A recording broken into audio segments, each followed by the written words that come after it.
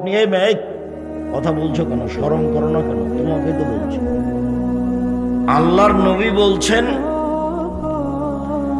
যে মহিলাদের 3টা গুণ, তাহলে সবচেয়ে ভালো নারী সে। 1, স্বামীর সাথে কথা বললে হাসি মুখে বলে।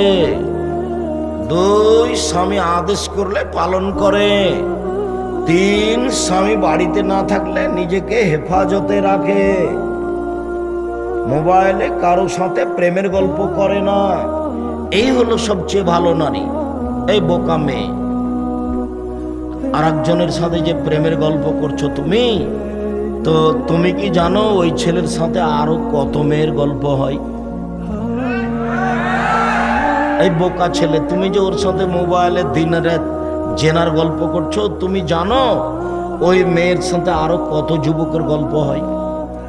আজ থেকে মোবাইলে যত মেয়ের নাম্বার আছে কেটে দিয়ে এভাবে উঠবা, আস্তাগফিরুল্লাহ ওয়া আতুবু ইলাইহি, আর তোমার নামে থুতু ফেলে উঠবা, জীবনে কিছু করতে পারবা। আর আমার আজকের এই কথা তুমি যদি বাকি জীবন ফলো করতে পারো, তাহলে 2টা কথা বলে গেলাম।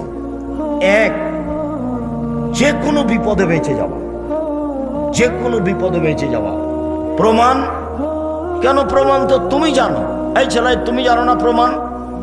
কই মনে পড়ে না? তারপরে একেবারে মনে পড়ে না মানে ওই যে 3জন লোক রাস্তায় হাঁটছিল না, বৃষ্টি আসলো না, তারপর ওরা গর্তে ঢুকে গেল, তারপর একটা বড় পাথর এসে কি হলো, চাপা পড়ে গেল, ওরা বের হতে পারে না। কিভাবে বের হবে? তো একজন বলছে, আল্লাহ আমার বাপ মাকে খুব ভালোবাসি, তুমি একটু পাথরটা সরিয়ে দাও। দিলাম। তো একজন বলছে, আল্লাহ একটা লোককে আমি কাজের জন্য নিয়েছিলাম, ও অর্ধেক দিন কাজ করে বাড়ি চলে যাবে, টাকা দিলাম নিল না, রাগ করে চলে গেল। তোর টাকাকে আমি বাড়ালাম, একদিন এসে বলছে আমার টাকা দেন। আমি বললাম গরু ছাগল নিয়ে যাও। আমাকে বলছে মজাক করবেন না, অর্ধেক দিনের টাকা দেন। আমি বললাম মজাক করিনি, তুমি সব নিয়ে যাও। গরু ছাগল সব নিয়ে চলে গেল। তোমাকে খুশি করার জন্য এই কাজ করেছি, পাথরটা সরিয়ে দাও। দিলাম। একজন বলছে আমার চাচাতো বোনকে ভালোবাসেছিলাম, জেনা করতে চেয়েছিলাম, আমার চাচাতো বোন আমাকে মনে করতাম